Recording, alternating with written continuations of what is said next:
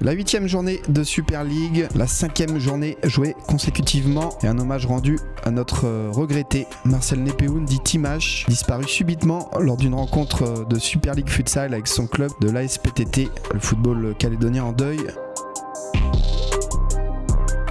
Et cette rencontre Lossi Dumbéa qui se joue du côté de Noumadélé avec des joueurs de l'AS Lossi qui restent sur une bonne dynamique.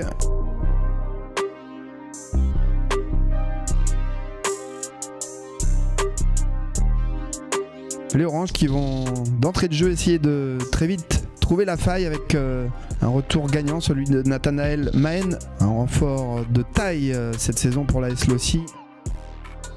Alors que Dumbéa FC réalise une bonne première période, des joueurs de Francis Watron agressifs dans le bon sens du terme et offensivement très dangereux à l'image de Gilles Ranach devant.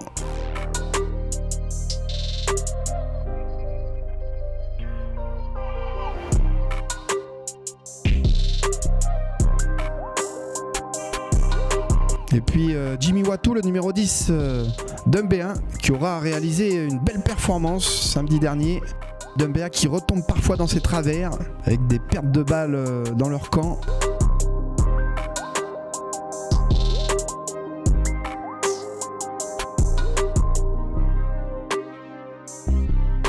Qui font mal. Willy Reed est tout proche d'aller ouvrir la marque, mais c'est encore une fois Erwan Aossou qui défensivement est irréprochable dans cette équipe de Dumbéa cette saison.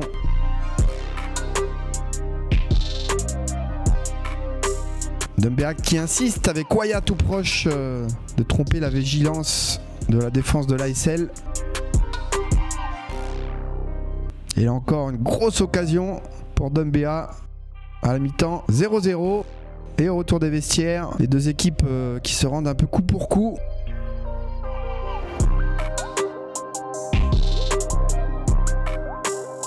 Avec Dumbéa qui va se faire une grosse frayeur, une mésentente entre Waitreux, le portier de Dumbéa, et Aossou qui aurait pu coûter cher.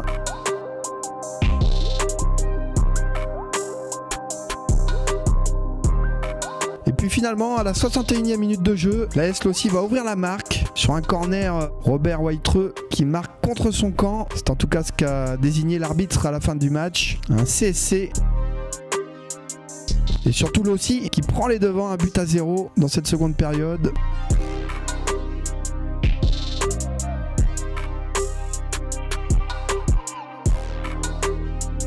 Watou qui insiste pour tenter d'aller égaliser.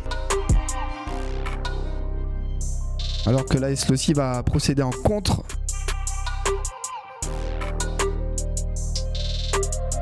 Dumbéa qui aura encore une autre belle opportunité de réduire la marque. Mais en face, il y a encore un Warren Lupa excellent samedi lors de cette 8e journée. Et là, il s'interpose sur cette frappe de Landry Tiaou.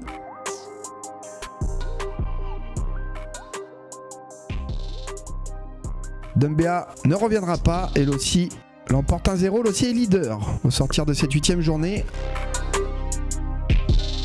Dans la foulée, Gaïcha accueillait Yengensport. Une équipe de Yengensport qui doute un peu avec 2 défaites consécutives pour les hommes de Félix Tagawa. Il fallait réagir ce samedi 29 avril face à l'ASC Gaïcha. Gaïcha qui réalise une bonne première partie de saison, le promu 2023 qui va tenter d'aller chercher son maintien. En tout cas, c'est bien parti pour les hommes de Jonathan Kakou, mais on le sait, tout peut aller très vite au classement. Alors que Yengen va sur cette première demi-heure de jeu profiter de la vitesse de Jordan Wechia et de Amiro Iné pour aller bousculer cette équipe de Gaïcha.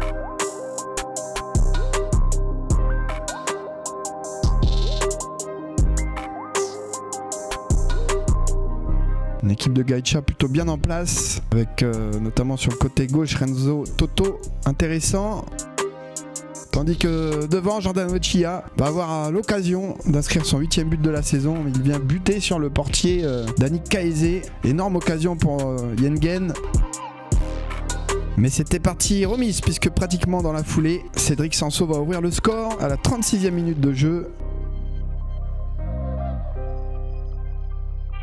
Une belle tête du milieu de terrain de Yengensport. Yengen qui prend les devants.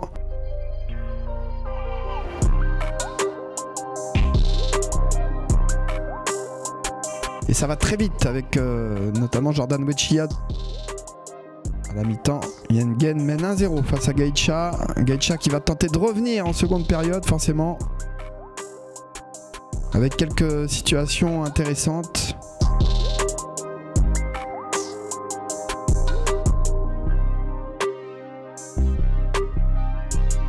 Et notamment cette tête non cadrée de Naoloue Kaeze. Rocky Nikain qui est vigilant. Alors que Johan Bako tente une volée hors cadre. Nikain encore lui. Impeccable sur cette intervention.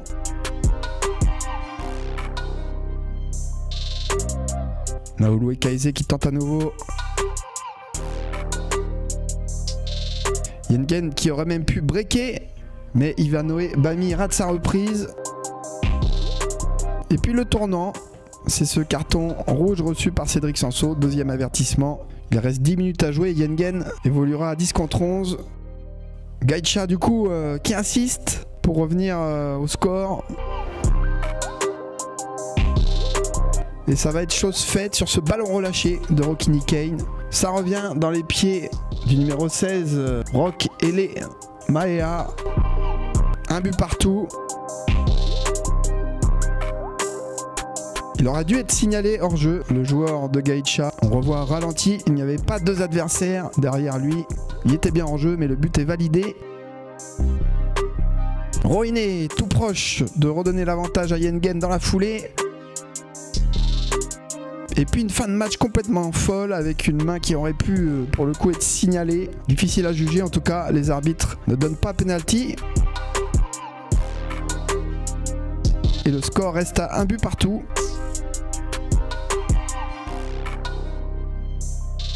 Voilà pour les scores de cette 8e journée qui se jouait le 29 avril avec Tiga défait sur le terrain de Boeva face au Mont-d'Or, 1-0. Et donc au classement, l'équipe de l'AS Lossi qui prend les devants, un classement très serré et la lutte qui s'annonce intense en haut comme en bas de tableau. La suite ce samedi.